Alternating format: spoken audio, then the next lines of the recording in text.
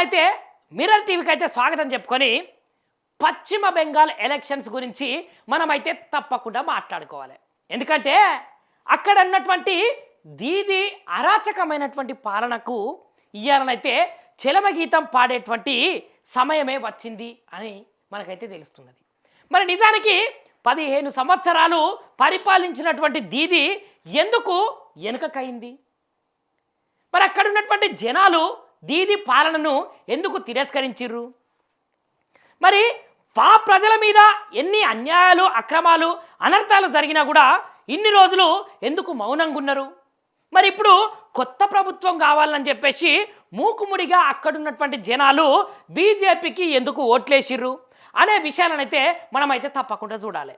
ఎందుకంటే అక్కడ ఉన్నటువంటి దీది పరిపాలన గట్ల ఉన్నది కాబట్టి ఆ జనాలు తప్పకుండా మాకు ఈ పాలన వద్దు, ఈ అరాచక పాలన, ఈ రాక్షస పాలన నుంచి అయితే మేము విముక్తులం అవ్వాలని చెప్పేసి వాళ్ళైతే మూకుముడిగా ఓట్లు వేసి వేరే ప్రభుత్వం కావాలి, వేరే ప్రభుత్వానికైతేనే మేము సుముఖత చూపుతాము అనే విధంగానైతే చేసిరట.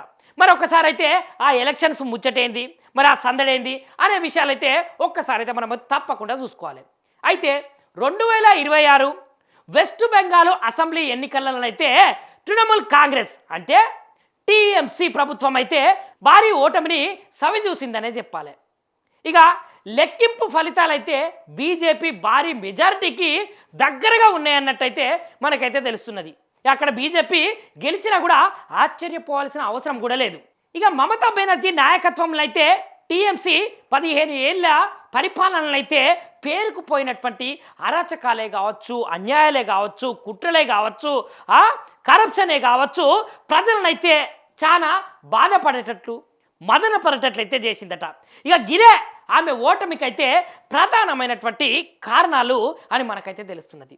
ఇక టీఎంసీ పాలనలో అయితే సిండికేట్ రాజు, అదేవిధంగా కట్ కమ్యూని కల్చరు, అదేవిధంగా రేషను, రిలీఫ్ మెటీరియల్స్ లూటి, ఉద్యోగులు, భూములు స్వాధీనం వంటి ఆరోపణలు అయితే సర్వసాధారణంగా అయిపోయినాయి అక్కడ. ఇక ఎలక్షన్స్ జరిగేటప్పుడైతే చెప్పాల్సిన అవసరం లేదులా, హింస ఎక్కడ చూసినా హింస.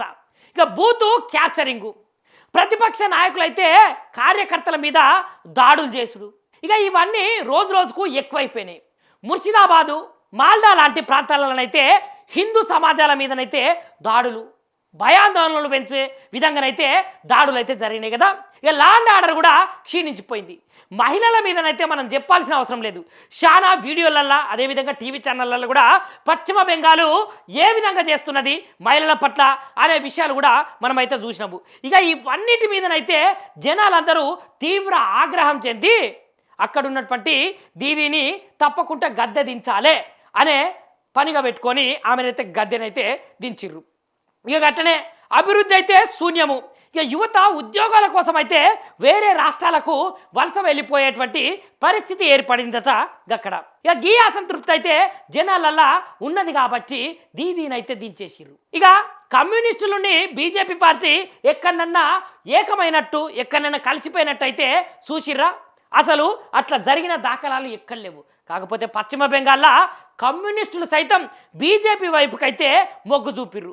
బీజేపీ సైడ్ అయితే అందరు మలిగి ఓట్లేసిర్రు.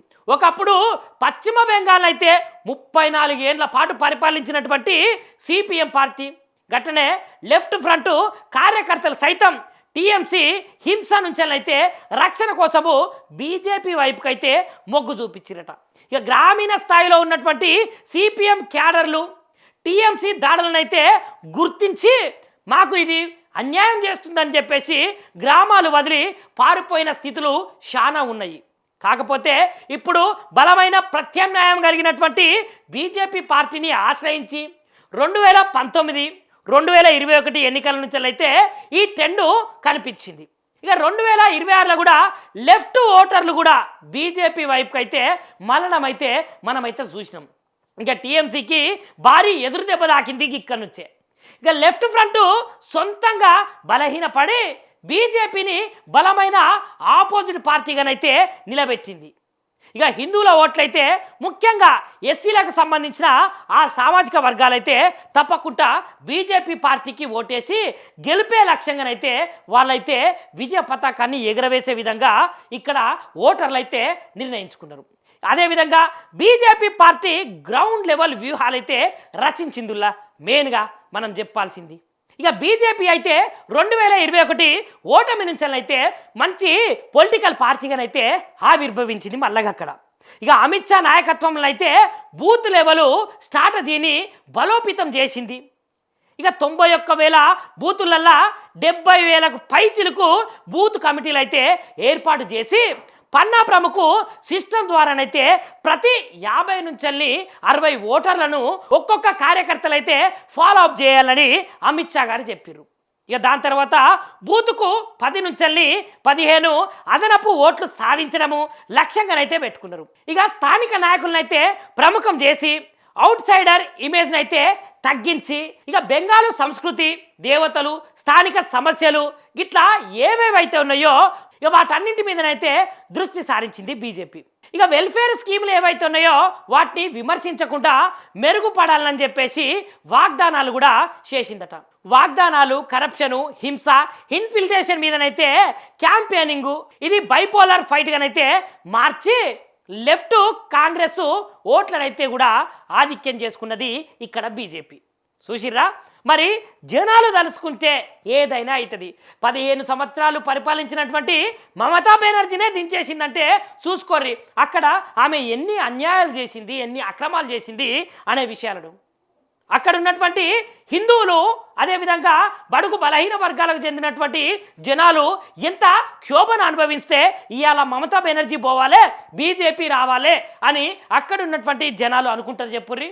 ఖచ్చితంగా ఇక్కడ మోదీ రాజకీయం చేస్తే ఎవరైనా కిందికి పోవాల్సిందే, ఎవరైనా పదవి నుంచి కుర్చీ నుంచి కిందికి రావాల్సిందే అని మళ్ళొకసారి అయితే నిరూపించింది బీజేపీ. మెయిన్గానైతే ఇక్కడ మమతా బెనర్జీ ఓటమికి గల కారణాలు ఏంటి అంటే ఆమె చేసినటువంటి అవినీతి అక్రమాలు, అదేవిధంగా ఎన్ని అన్యాయాలు ఎన్ని అక్రమాలు చేసినా కూడా బయటికి రాకుండా లోపలనే వాటిని సర్దుపరిచే విధంగా చేసినటువంటి ఆమె ఆలోచన ముఖ్యంగానైతే ఈమె ఓటమికి కారణమయ్యాయి. సో చూస్తూనే ఉండండి మిర్రర్ టీవీ, నిరంతరం ప్రజాపక్షం.